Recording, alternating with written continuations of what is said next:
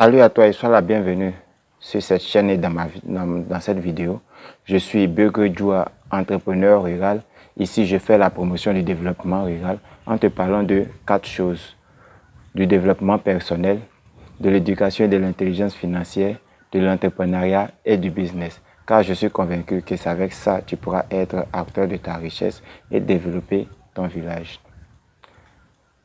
Toi aussi, si tu as envie de faire partie de cette belle aventure, abonne-toi à cette chaîne et active la cloche de notification pour ne rater aucune de ces informations, aucune de ces vidéos qui seront disponibles sur cette chaîne.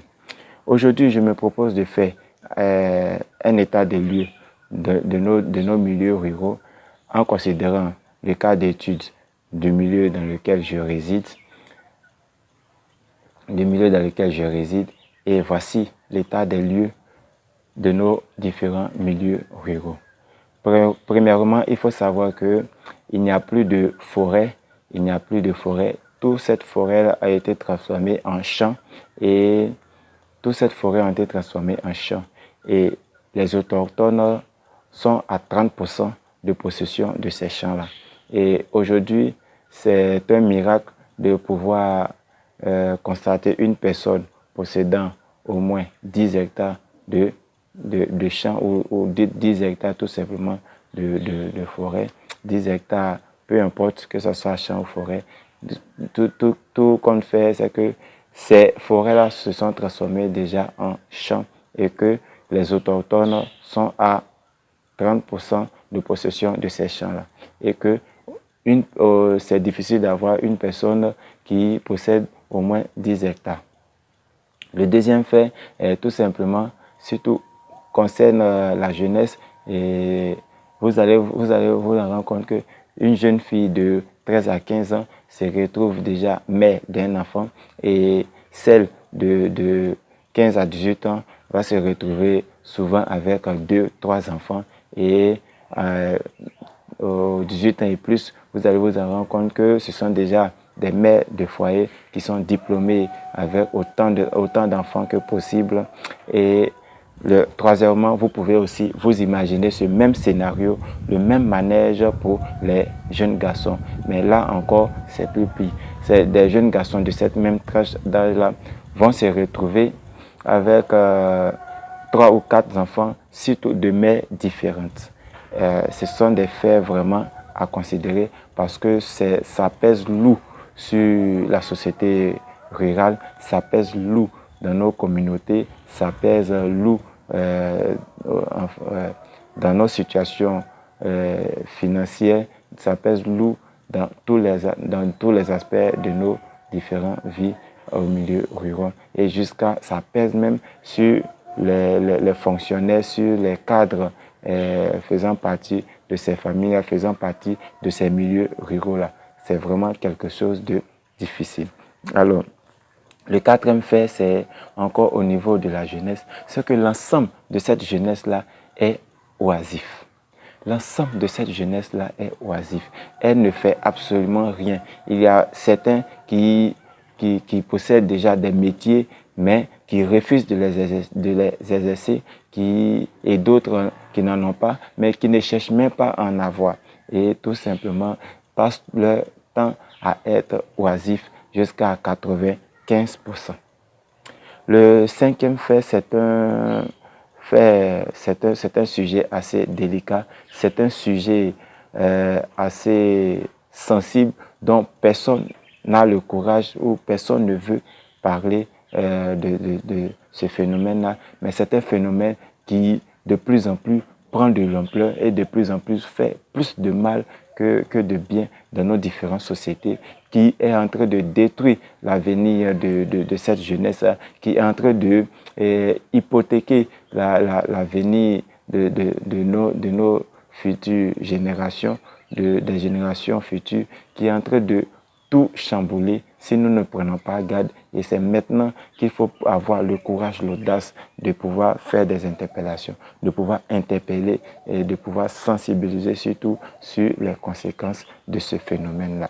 Et le phénomène, nous allons en parler tout à l'heure, courageusement et audacieusement, c'est le phénomène de la drogue. Là, aujourd'hui, la drogue circule assez à vif allure dans nos milieux ruraux, dans nos différentes localités et encore plus est consommée par même les plus jeunes. Et aujourd'hui, a changé de genre. Avant, c'était le genre masculin dans lequel ces substances s'entraînaient, mais aujourd'hui, les jeunes filles, les jeunes dames, les enfants, tout le monde en consomme. Et c'est que ça devient vraiment quelque chose de pénible, quelque chose de délicat et que personne ne veut en parler. Et chers jeunes, chers frères et sœurs, c'est le moment pour nous de pouvoir vous interpeller sur ces méfaits-là, sur ces mauvaises habitudes-là qui vont vous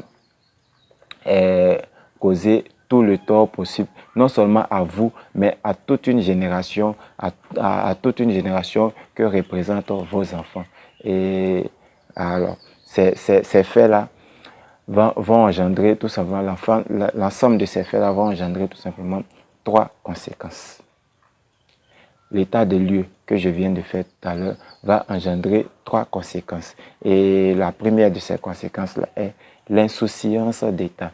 Il n'y a plus de conscience, les jeunes ne sont plus conscients de leur état, ne sont plus conscients de leur vie, ne sont plus conscients de l'environnement, ne sont plus tout simplement conscients dans le thème. Et alors, la deuxième conséquence, c'est l'insouciance. Ces personnes ne se soucient plus de qui ils sont, de qui ils deviennent et de qui ils pouvaient être. Et ces personnes-là ne se soucient plus de la société rurale. Ces personnes-là ne se soucient plus de leur vie, ne se soucient plus de la personnalité, ils ne se soucient plus de rien, ces jeunes-là. Alors la troisième conséquence, c'est l'irresponsabilité des jeunes. Ces jeunes-là ne sont plus responsables de leur vie, ces jeunes-là ne sont plus responsables de notre société, ils ne sont plus responsables de quoi que ce soit, ils ont tout simplement démissionné de leurs responsabilités. Et ceux qui semblaient être responsables, tout simplement, pensent qu'à quitter le village, pensent qu'à aller à la ville. Et voici un peu l'état des lieux et les conséquences que ça entraîne. Et tout ce paquetage-là est submergé tout simplement par la pauvreté et surtout le gangstérisme et encore le vol. Alors, si tu partages cet avis ou si tu as une opinion contraire à ce que je viens de dire ici, partage-la dans les commentaires et nous allons en discuter.